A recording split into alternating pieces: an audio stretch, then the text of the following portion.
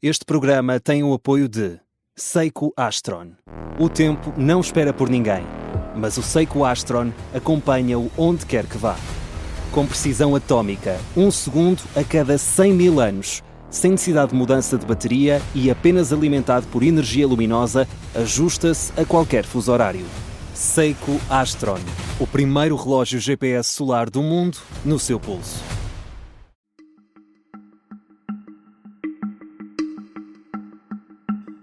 Esta é a história do dia, da Rádio Observador. O que se passa em Pokrovsk, na Ucrânia?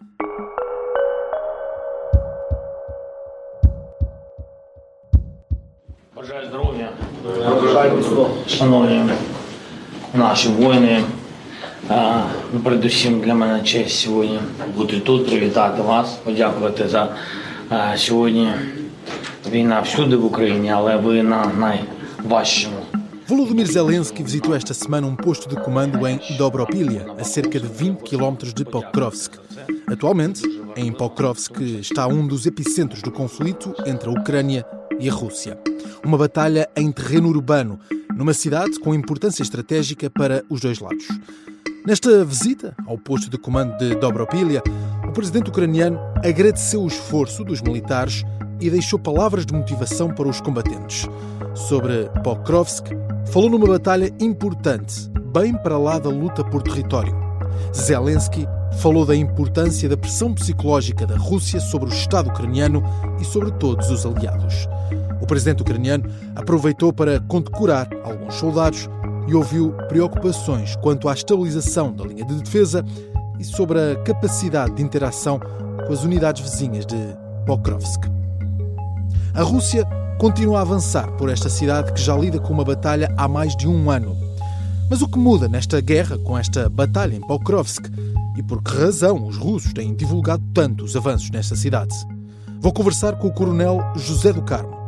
Eu sou Miguel Cordeiro e esta é a história do dia de sexta-feira, 7 de novembro.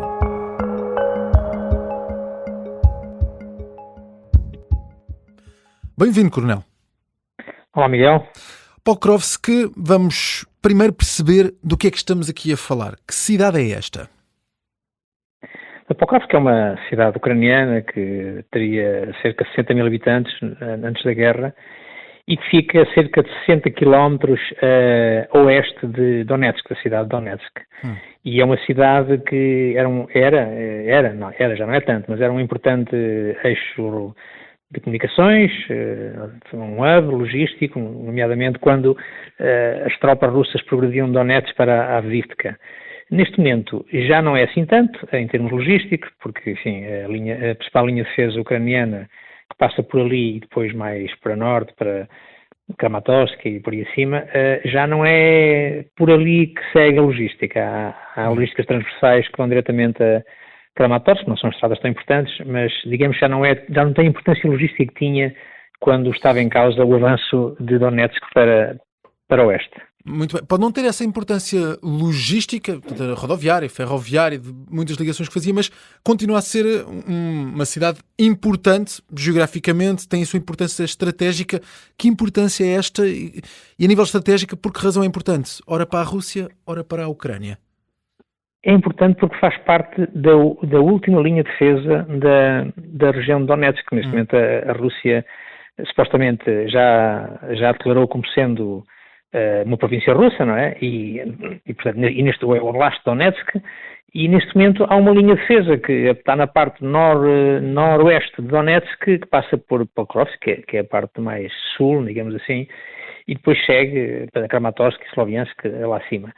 Essa linha, no fundo, é o que está a deter o avanço russo, é esta linha muito bem preparada, porque não foi preparada há alguns anos, está muito bem instalada, e via-se pela maneira como os russos têm tido esta dificuldade em progredir. Lembramos que foi em julho do ano passado que as tropas russas chegaram a 10 km de Pokrovsk, portanto, na altura já havia analistas a dizer que Pokrovsk iria na próxima semana, e estamos aqui passado 16 meses, 17 meses, portanto, e estamos aqui nessa situação, portanto, está muito bem preparada, os russos estão a perder muita gente, aliás, eles queriam que qualquer cessar-fogo passasse pela cedência destas terras antes de haver mesmo um cessar-fogo, e enfim, isso não tem acontecido, e estão a ter muita atrição ali. Temos uma cidade muito importante para a Rússia para poder progredir pelo Donbass e importante para a Ucrânia para conter esses avanços da Rússia. Este conflito, como referia, começou nesta cidade em meados de 2024, dura até aos dias de hoje. O que é que aconteceu nestes meses anteriores para se chegar agora a este ponto de luta praticamente rua a rua?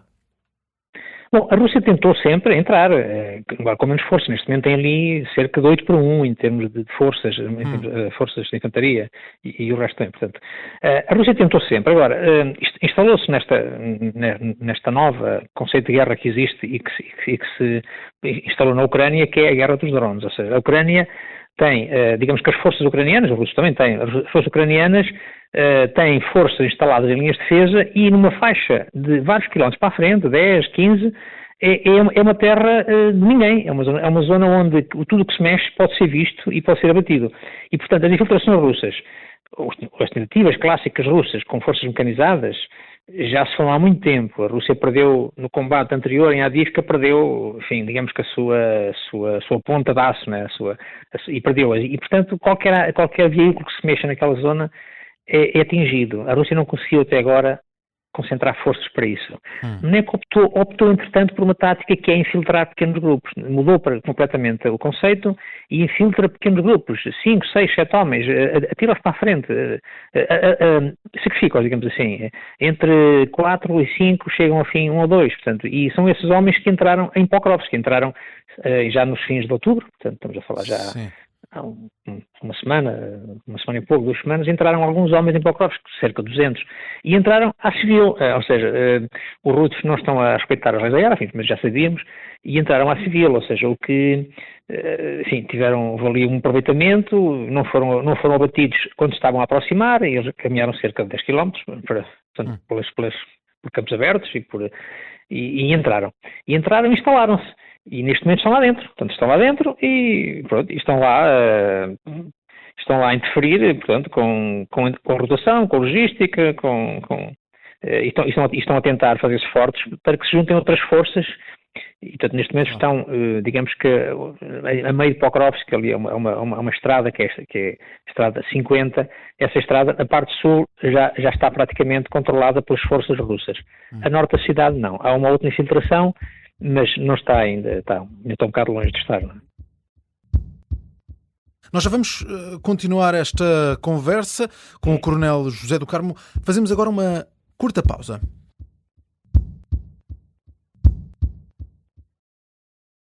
Estamos de regresso à conversa com o Coronel José do Carmo. Coronel, já falámos desta estratégia russa, da forma como tem avançado. Portanto, vamos falar aqui um bocadinho do que têm feito os ucranianos. O que é que têm feito para resistir a esta ofensiva? E há, de facto, condições para resistir a esse poderio russo? Então, estamos a falar em Pokrovsk. Sim, em Pokrovsk. Sim, Pokrovsk, neste momento, os ucranianos estão com uma desvantagem em termos de homens de 8-1. Portanto, temos ali uma grande proporção de força. Mas estão bem instalados, têm boas defesas, têm boas posições e continuam a ter a sua capacidade de drones, onde também estão em desvantagem nesta zona. A Rússia resolveu fazer o esforço todo nesta zona. Está a empenhar ali, estão ali elementos de 3 exércitos diferentes nesta zona. Portanto, há uma obsessão, digamos que da liderança política em Moscovo de conquistar Pokrovsk e o mais rápido possível, que no fundo é para ter uma grande vitória, que já não tem há muito tempo, uma grande cidade, uma cidade média, mas Pokrovsk neste momento tornou-se uma espécie de Bakhmut. Para o russo é simbólico, querem conquistar aquilo. Os ucranianos têm uma defesa elástica, dentro da malha urbana, claro, e no fundo o que eles estão a fazer é reduzir as equipas infiltradas, que lá estão, reduzem-nos com drones e com bombas planadoras, e depois corpo a corpo, se chegar a esse ponto. E no fundo tentar bater as concentrações russas quando tropas começam a concentrar para reforçar o ataque, se forem vistas, são abatidas. Portanto, tem sido isto assim. E, enfim, há um risco de fecho do cerco, o cerco não está fechado, como diz a propaganda, aí está a propaganda russa, não está fechado, digamos que há 9 km entre Pokrovsk e Minorad, 9 km ainda é uma grande distância, portanto ainda permite, no cerco estará, ou seja, será um momento de retirar quando e se essa distância se reduzir a uns 2 km, aí sim, aí será o tempo de retirar. Sim. Enfim, e até lá a Ucrânia também lhe interessa, digamos que degradar, porque a Rússia está a perder muitos homens nisto, está a tirá-los para a frente, está a perder muitos homens, está a perder muito material, e portanto há aqui uma guerra de atrição na qual a Rússia que pretende a todo custo ganhar aquilo, e portanto está a trocar metros de terreno por mortos, né? Basicamente é isto. A Ucrânia está a trocar homens por terreno por homens, portanto a Ucrânia irá retirar, obviamente, se for chegar a esse ponto, irá retirar para linhas mais atrás. Sim, portanto, sim. é o que irá fazer, mas com tempo. Coronel, não é para já, não. falemos dessa comunicação em torno desta batalha. Já estava um pouco a detalhar sobre isto, na verdade. A Rússia tem promovido imenso estas incursões em Pokrovsk, tem apontado para uma conquista importante, já falava disto também. Zelensky tem apontado para uma capacidade de resistência e de demonstração dessa capacidade da Ucrânia resistir a qualquer que seja a ofensiva russa. Qual é que é a estratégia de propaganda de cada um dos lados? Por que razão é que é importante, tanto para a Ucrânia como para a Rússia, ter esta conquista em Pokrovsk? Bom, para a Rússia é importante, Pokrovsk é importante, que é simbólico, e Putin quer conquistá-lo. Agora, estratégica já falámos, estou a falar aqui da parte da comunicação. Esta narrativa de que estamos a ganhar e de que a luta... Isto é como uma luta de rua, nós queremos fazer ao adversário que não tem a capacidade de se defender, que já está derrotado, e portanto é melhor não se defender, é melhor desistir. Portanto, isto faz parte no caso da Rússia, isto tem sido seguido, enfim, tem sido seguido não só ali, mas em toda a frente, em toda a guerra, no fundo a dar a entender aos países que apoiam a Ucrânia e à própria liderança ucraniana e aos próprios militares ucranianos que são invencíveis e, portanto, é melhor nem sequer tentarem, é melhor desistirem. Portanto, a guerra está perdida e faz parte da propaganda, ou seja, é que você cria o adversário que não tem hipótese. Enfim, é como uma luta quando o indivíduo berra e mostra que é muito forte e o outro desiste de combater. Enfim, isso tem os efeitos que tem. Enfim, a Ucrânia também tenta, obviamente, porque a Ucrânia também tenta inverter essa pressão psicológica, digamos assim, porque também interessa manter a moral das suas pessoas, dos seus civis, dos seus militares. E, portanto, esta guerra da propaganda faz parte de todas as guerras. É ação psicológica, no fundo, é assustar o adversário e fazermos esforços para o adversário se assustar connosco. Basicamente é isso. Se a Ucrânia perder esta cidade, fica mais perto de perder Donetsk e, com isso, o Donbass por completo? Fica mais perto porque perde um importante, quer dizer, perde um dos últimos redutos que tem. Agora, o perder esta batalha não tem um valor estratégico que, ou seja, eu não diria perder, ou seja, no momento em que a Ucrânia perceber que já não consegue manter-se na zona, aí o valor operacional é mais importante, e portanto o que irá fazer é retirar de forma ordenada para linhas mais atrás, que enfim, as linhas mais atrás também já estão perfeitamente identificadas, portanto são linhas já preparadas e, portanto, o que irá fazer é retirar-se mais atrás e os homens irão viver para combater outro dia.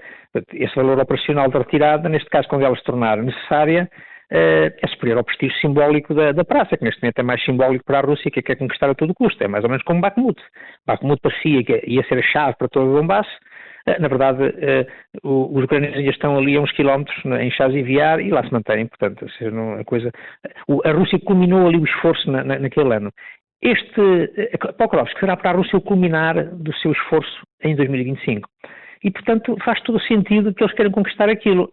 Mas estão a meses, ou provavelmente a anos, se tudo se mantiver como está, de conquistar depois o que falta. Portanto, ou seja, não é uma coisa que já para amanhã, nem mesmo dentro de Pokrovsk, não é já para amanhã, nem para daqui a, enfim, segundo as avaliações mais realistas, nem será para amanhã, a não sei que haja um colapso, tá? Não será para amanhã, nem para daqui a uma semana, nem para daqui a duas, né? Portanto, é uma coisa já vai demorar mais tempo.